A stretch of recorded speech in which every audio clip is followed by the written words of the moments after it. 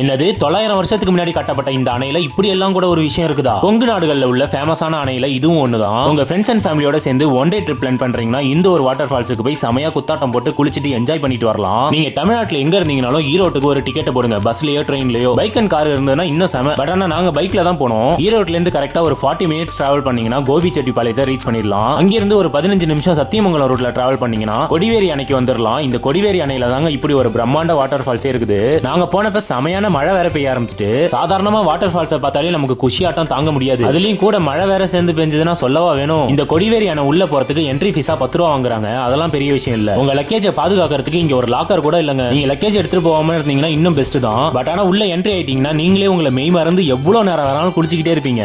இது ஒரு அணை தான். இருந்தாலும் குற்றாலத்துல தண்ணி வந்து விழுற மாதிரி வாட்டர் ஃபால்ஸ் மாதிரி எல்லாம் செட் பண்ணிருப்பாங்க. கிட்டத்தட்ட 900 வருடத்துக்கு முன்னாடி 1125ஆம் ஆண்டு குலோத்துங்கன் ஆட்சி காலத்துல பொங்கல்வ வெட்டுவ கவுண்டர் என்ற மன்னரால கட்டப்பட்ட இந்த கொடிவேரி அணையானது இப்ப வரைக்கும் நல்லா தான் இருக்கு. பட் ஆனா கரெக்டா இதை மெயின்டைன் பண்ணாததுனால அங்கங்க நல்லாவே பாசி பிடிச்சு கிடக்குது. இதனால இங்க குளிக்க போறவங்களுக்கு கொஞ்சம் சிரமமா தான் இருக்கு. இங்க கிடக்கிறது எல்லாமே பாரு. கொஞ்சம் கால் ஸ்லிப் ஆச்சுன்னா அவ்வளவுதான் போல. நாங்க போனப்ப செமையா மழை பெஞ்சதுனால குளிக்கிறதுக்கும் செம ஜாலியா இருந்தது. இந்த அணைக்கு வெளியிலேயே நிறைய கடலாம் இருக்குது. அதுல மீன் எறா நண்டெல்லாம் வறுத்து சேல்ஸ் பண்றாங்க. ஆனா இங்க வரக்கூடிய பொதுமக்கள் வீட்டு குளியல் அறையில குளிக்கிற மாதிரி சீயக்காத்தூள் ஷாம்பு சோப்புன்னு போட்டு எல்லாத்தையும் நாஸ்தி படுத்திட்டு இருக்காங்க. இதுக்கப்புறம் போறவங்களாவது இது எல்லாத்தையும் யூஸ் பண்ணாம குளிச்சிட்டு மட்டும் வாங்க. நீங்க சேலம் ஈரோடு சைடு போனீங்கன்னா உங்க ஃப்ரெண்ட்ஸ் அண்ட் ஃபேமிலியோட சேர்ந்து ஜாலியா குளிச்சிட்டு வரதுக்கு இது ஒரு பெஸ்டான இடமா இருக்கும். உங்க ஃப்ரெண்ட்ஸ் யாராவது ஒன் டே ட்ரிப் பிளான் பண்றாங்கன்னா கொடிவேரி அணைக்கு போலாம் வரியா அப்படின்னு சொல்லி இந்த வீடியோவை உங்க ஃப்ரெண்ட்ஸ்ங்களுக்கு மறக்காம ஷேர் பண்ணி விடுங்க.